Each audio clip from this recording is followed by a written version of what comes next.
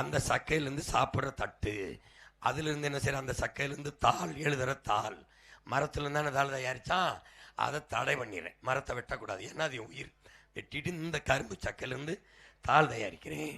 அதுக்கப்புறம் Brazil கரும்புலேருந்து எத்தனாலுங்கிற petrol தயாரிக்குது, அந்த பெட்ரோலை தயாரிக்கிறேன்.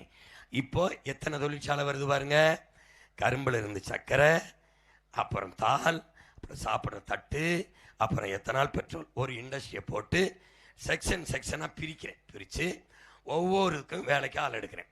அடுத்து என்ன அண்ணே, இது ஒன்றுமே வராதுனே, ஒன்றுமே வராது. காடு புல் வருமா, அங்கே போடு மாட்டு பண்ணை, அங்கே போடு. இங்கே என்ன வரும், ஆட்டு பண்ணை. மாட்டிலேருந்து என்ன பண்ணுறேன், பாலை எடுக்கிறேன். தொழிற்சாலை கட்டுறேன், இண்டஸ்ட்ரி. இப்போது அந்த மாட்டு பண்ணையிலேருந்து பால் பெரிய சந்தை.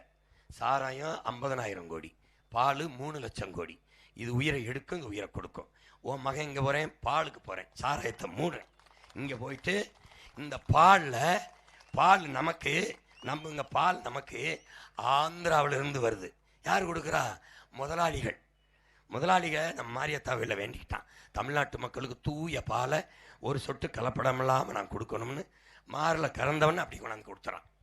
இதை நம்மளும் குடிச்சிட்டு திரியிறோம்.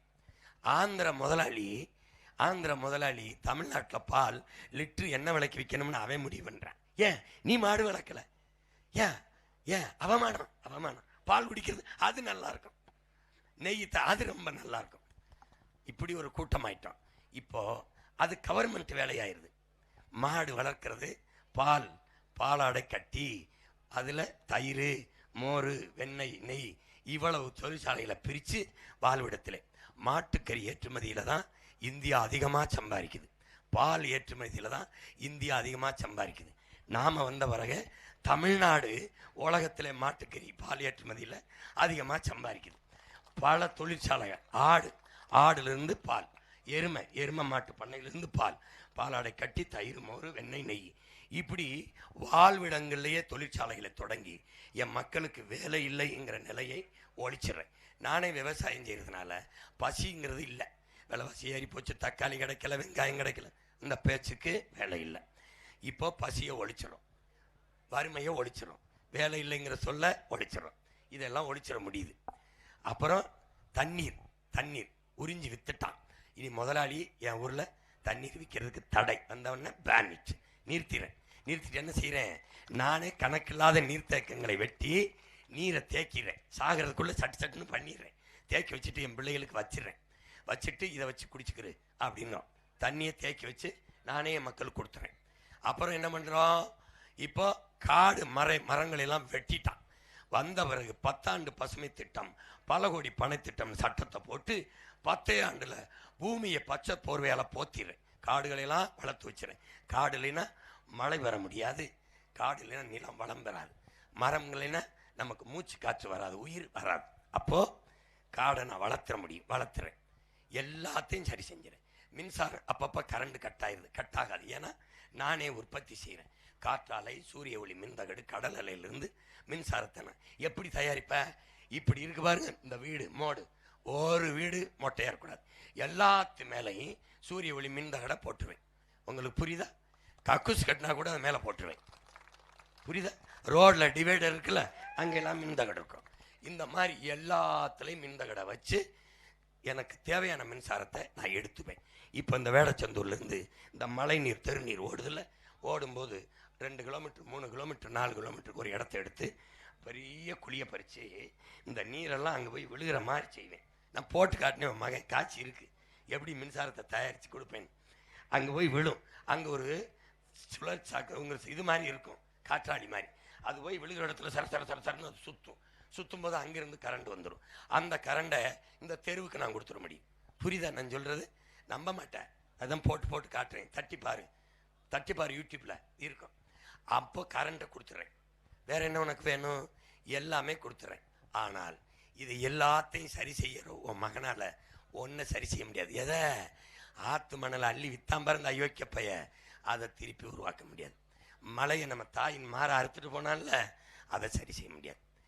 எதை வேண்டுமானாலும் சரி செய்ய முடியும், ஆனால் இழந்த வளத்தை மறுபடி உருவாக்க முடியாது. மீத்தேனை எடுத்துட்டால திருப்பி கொண்டாந்து வைக்க முடியாது. மலையை அறுத்துட்டான்ல, எந்த தொழுகை, எந்த அழுகை, எந்த ஜபம், எந்த வழிபாடு, எந்த நாட்டு அதிபர் கையிலத்திலையும் இது வளராது. புரியுது? இப்போ இதுல இருந்து என்ன தெரிஞ்சுக்கணும்? இந்த வளக்கொள்ளையை தடுக்கிறதுக்கு பார்க்கணும்.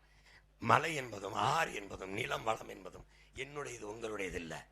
450 கோடி ஆண்டுகளாக இந்த பூமி நமக்கு தந்த அரும்பெரும் கொடை. அது என்னுடையது இல்லை, என் பிள்ளைகளுடையது. அவனுடையது இல்லை, அவன் பிள்ளைகளுடையது. அவனுடையதும் இல்லை, அவன் பிள்ளைகளுடையது. அதனால இந்த பூமி உன்னுடையது இல்லை. நபிகள் நாயகம் தெரியுமா? இறை தூதர் ஸல்லல்லாஹு அலைஹி வஸல்லம் அவர்கள் சொல்லுகிறாங்க, நீ இந்த பூமிக்கு வந்த ஒரு வழிப்போக்கன், வந்திருக்க டூரிஸ்ட், நீ வந்திருக்க ஒரு ஸ்ட்ரேஞ்சர், வந்தியா இருந்தியா போயிரு.